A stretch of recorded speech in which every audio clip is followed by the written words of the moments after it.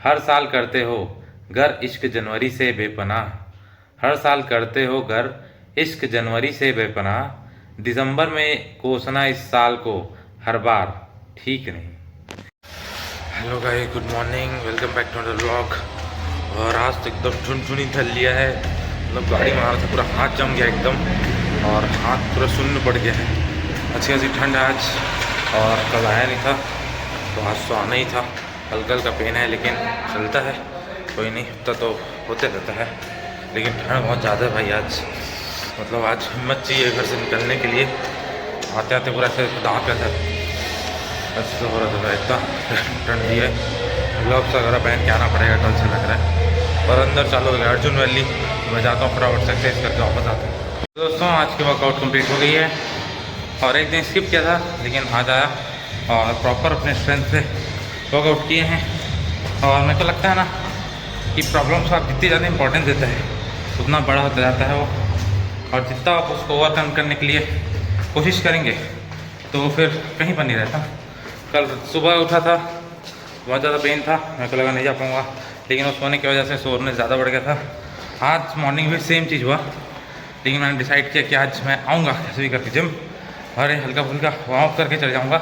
आऊँगा ज़रूर, discipline maintain रहना चाहिए, कंसिस्टेंसी बनी रहनी चाहिए। आया, आने के बाद थोड़ा सा वार्म अप किया तो दर्द अपने आप कम हो गया, उसके बाद मैं अच्छे से वर्कआउट कर पाया। तो ये चीज़ आप भी सीख सकते हैं थोड़ा सा। अभी चलते हैं घर, टाइम हो गया है। तो दोस्तों आज बस में बहुत सारे कांड हुए, बताता हूँ। इनकी वजह से आज वर्ल्ड वॉर 3 होते होते रुका है। सामने वाले लोग न्यूक्लियर मिसाइल लेके खड़े हो गए थे, बहुत मुश्किल से रोका हूँ मैं। तो हुआ यूँ कि आपके लिए अपन सीट रखे थे, सीट में बैग रख दिए थे, ठीक है। तो जो बच्चा आपके गोद में बैठ के आया है ना उसकी मम्मी वहाँ पर बैठ गई थी, ठीक है। बैग रखा हुआ था, और एक बाजू में एक और लेडीज़ थी, वो पता नहीं क्यों समाज सेवी बनी थी, अलग ही वो ज्ञान दे रही थी ना। वो बढ़ाया जा रही है कि बाप का सीट समझ के रखे हैं इन लोग, क्या बोलते हैं, रख देते हैं कहीं से भी, उसका अलग पैसा दो, ऐसा ऐसा बोलती है। मैं चुप बैठा था, कुछ नहीं बोला। अगर मैं बोलता तो वर्ल्ड वॉर हो जाता, बहुत मुश्किल से कंट्रोल किया था मैं। तो ना बहुत देर तक ज्ञान दे रही थी कि ऐसे ही करते हैं लोग, अपने घर का समझ लेते हैं सीट को। और क्या क्या तो बोल रही थी, क्या क्या बोल रही थी मैं, और बहुत सारी चीज़ें से बता रही थी। हाँ ऐसा हुआ। और वो जो लेडीज़ थी ना, फिर वो जो आपकी सीट में बैठी थी वो टूट गई आप आए तो, लेकिन फिर उसको पीछे से भड़का रही थी कि ऐसा नहीं करना चाहिए, लोग को आपको बैठ जाना था, क्यों रखे थे इसके लिए सीट वीट बैग फेंक देना था ऐसे बोल के। इसलिए फिर ना वो पीछे से चिल्लाती थी अपने बच्चे को, अच्छे से बैठ रहे, अच्छे से बैठ रहे इनके गोद में बच्चा बैठा दी थी अपना, और उसको यही बोल रही है अच्छे से बैठ, कंफर्टेबल हो बैठ जितना हो सके, है ना, ऐसे छोड़ना नहीं है, जितना कंफर्टेबल हो सके उतना कंफर्टेबल होकर बैठना है तुमको। इसीलिए बोला आपको पीछे थे, सिर में बिठा लो सर। उसकी माँ को दिख नहीं रहा है कंफर्टेबल बैठा है कि नहीं बोलते। तो ऐसा सब सीन चल रहा था। नहीं, एक्चुअली अगर कुछ इस टाइप का सिनारियो रहता है तो मेरे लिए सीट ना बचाएं। अरे नहीं, शुरू में कुछ नहीं था, वो आंटी को अपने काम से काम रखना चाहिए ना, तुम बैठे चुपचाप अपने काम से काम रखो, समाज सेवा करना है तो कहीं और जाके करो। वो चिल्लाया पड़ी ज़बरदस्ती का, उल्टा पुल्टा बोल रही है। हम लोग बाजू में बैठे थे, हम ही लोग को सुना रही थी, लेकिन मैं कुछ नहीं बोला, मतलब फालतू ऐसे लोग क्या बहस करना, ऐसे सोचा मैं। तो है सब कांड हो गया आज। और एक तो पता है एक पार्सल दिए थे वहाँ से, पता है वहाँ बालों से, तो उसको वहीं बीच में छोड़ना है, वाली को रेट हुआ है, तो बस को रोका नहीं वहाँ पर। तो जो दुकान वाला था पीछे से दौड़ रहा था, तो पता नहीं जो पार्सल पकड़ा था वो बस से फेंक दिया उसको उसमें कहा था पता नहीं, वो बेचारा दुकान वाला ऐसे पीछे पीछे दौड़ रहा था बस के, दे दे भाई मेरा पार्सल बोल के, फिर बस वाला रोकने के लिए तैयार नहीं है, तो फिर मजबूरी में उसको फेंकना पड़ा। ऐसा ऐसा सीन हो गया। बहुत सारे कांड होते रहते हैं यार बस में। तो दोस्तों हो गई है शाम, और मैं आ गया था स्कूल से आने के बाद थोड़ा रेस्ट कर रहा था। तो रेस्ट करते करते मुझे एक ख्याल आया कि कैसे पता नहीं चला इस बार जनवरी से दिसंबर आ गया है, और साल ख़त्म होने को है, अब बस कुछ 15-20 दिन बचे हैं, उसके बाद ये साल भी ख़त्म हो जाएगा।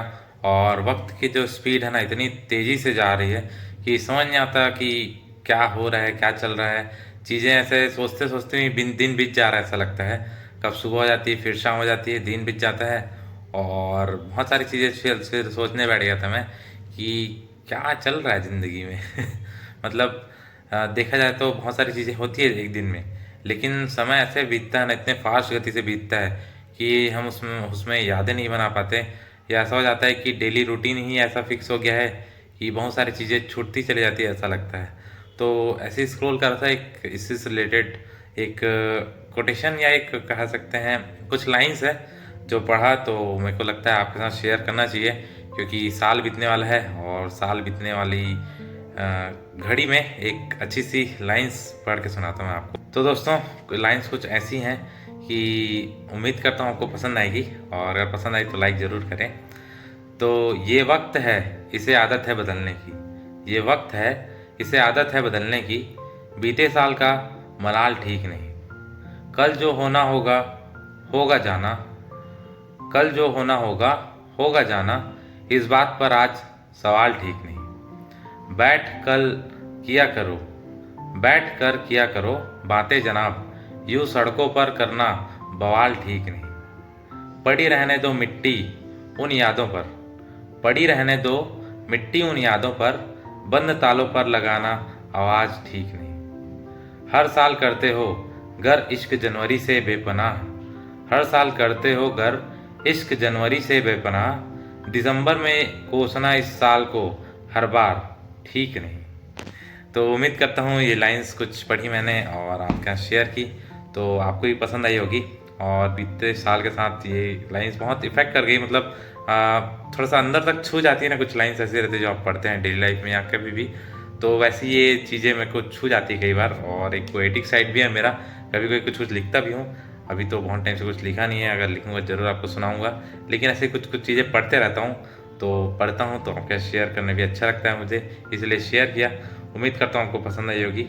तो यही सब चीज़ें चल रही थी, तो मेरे को लगा उससे ऐसा हो गया ना आजकल इंस्टाग्राम या सोशल मीडिया ऐसा हो गया है, मोबाइल फ़ोन, जो चीज़ आप सोचते रहते हैं या जिस चीज़ के हम सोचते रहते हैं, पता नहीं एआई को कैसे पता चल जाता है कि उससे रिलेटेड चीज़ें फिर आपको दिखानी शुरू कर देता है। और उसी के जो कड़ी में मुझे ये पोस्ट देखने को मिल गया इंस्टाग्राम में, तो बहुत सुंदर लाइन्स लगी, तो मुझे लगा आपके यहाँ शेयर करूँ और उम्मीद करता हूँ आपको पसंद आई होगी। तो दोस्तों, एक बार फिर से मैं आ गया हूँ आपके लिए एक बड़ी सी स्टोरी लेकर, और उम्मीद करता हूँ आज की स्टोरी भी आपको पसंद आएगी और आपको मोटिवेट ज़रूर करेगी। तो ये कहानी है एक गुरु और एक शिष्य की। तो एक बार की बात है, एक गुरु रहते हैं, तो उनका एक शिष्य रहता है। उनको पूछता है कि सफलता का रहस्य क्या है। तो गुरुजी बोलते हैं, कल सुबह तुम मुझे नदी के किनारे मिलना, मैं वहाँ पर तुम्हें इस प्रश्न का उत्तर दूंगा। तो दूसरे दिन शिष्य बढ़िया से नहा धोकर पहुँच जाता है नदी के किनारे और गुरुजी का इंतजार करता है। फिर कुछ समय बाद गुरुजी आते हैं और गुरुजी अपने शिष्य को लेकर नदी में उतरते हैं। धीरे धीरे आगे जाते हैं, गहरे पानी में उतरते जाते हैं। उसके बाद एक समय आता है जब गर्दन तक, शिष्य की हाइट छोटी होती है तो गर्दन तक पानी आता है और गुरुजी के कमर तक पानी रहता है। तो गुरुजी शिष्य को नीचे जाने बोलते हैं, और जैसे ही शिष्य पानी में डूबता है, फिर उसको जो गुरुजी रहते हैं उसका सिर को दबाकर पानी में थोड़ी देर तक दबा देते हैं। तो अब शिष्य सांस नहीं ले पाता रहता है और हड़बड़ाने लगता है, और वहाँ पर बहुत सांस नहीं ले पाता है, तो इसलिए बहुत हड़बड़ाते रहता है।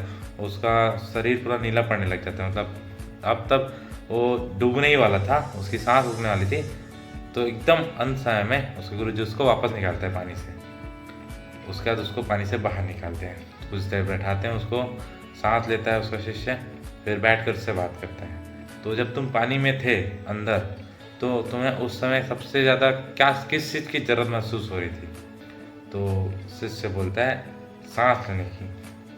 तो गुरुजी बोलते हैं, यही तुम्हारे प्रश्न का उत्तर है।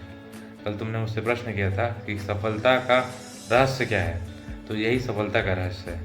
अगर तुम सफल होना चाहते हो तो सफलता को तुम्हें उस हद तक चाहना चाहिए जिस हद तक तुम पानी में अंदर डूबने के बाद सांस लेना चाहते हो। तो यही गुरु मंत्र था गुरुजी का। तो इस स्टोरी से हम क्या सीख सकते हैं? हम किसी चीज़ को चाहते तो हैं, लेकिन उस डायरेक्शन में मेहनत उतनी शिद्दत से नहीं कर पाते, इसलिए हम कहीं ना कहीं फेल हो जाते हैं उस चीज़ को अचीव करने में। हमारा जो भी टारगेट रहता है, हम चाहे कोई जॉब की प्रिपरेशन कर रहे हैं या किसी भी चीज़ में, किसी भी फील्ड में, हमारा कोई ना कोई गोल रहता है, कोई ना कोई एम रहता है। तो हम उस एम तक तब तक नहीं पहुंच पाते जब तक हमको उतनी शिद्दत से उसको नहीं चाहते जितनी शिद्दत से हम पानी में डूबने के बाद सांस लेना चाहते हैं। तो जैसे कुछ लोग बॉडी बिल्डिंग करना चाहते हैं, कुछ लोग कोई जॉब लगाना चाहते हैं, कुछ लोग चाहते हैं कि अदर सबके अपने अपने ख्वाहिशें होती है, सपने होते हैं, और किसी का सपना है कि अच्छे खासे के पैसे कमाए, बहुत बड़ा घर बनाए, लेकिन उसके लिए वो कुछ मेहनत नहीं कर रहा है, घर में बैठा हुआ है या फिर पढ़ाई नहीं कर रहा है, ऐसा सब चीज़ें रहती हैं। तो आप उम्मीद करता हूँ आपको आज की स्टोरी पसंद आई होगी और सीख मिली होगी कि कैसे हमको अपने सपनों को पूरा करने के लिए उतनी शिद्दत से मेहनत करनी है और सही डायरेक्शन में आगे बढ़ना है, तो एक न एक दिन हम ज़रूर सफल होंगे। तो दोस्तों, आज की स्टोरी अगर पसंद आई होगी और आज की वीडियो पसंद आई होगी तो लाइक करें, शेयर करें और अगर हमारे चैनल पर नए हैं सब्सक्राइब जरूर करें। मिलते हैं नेक्स्ट वीडियो में। Till then have a great day. Bye bye.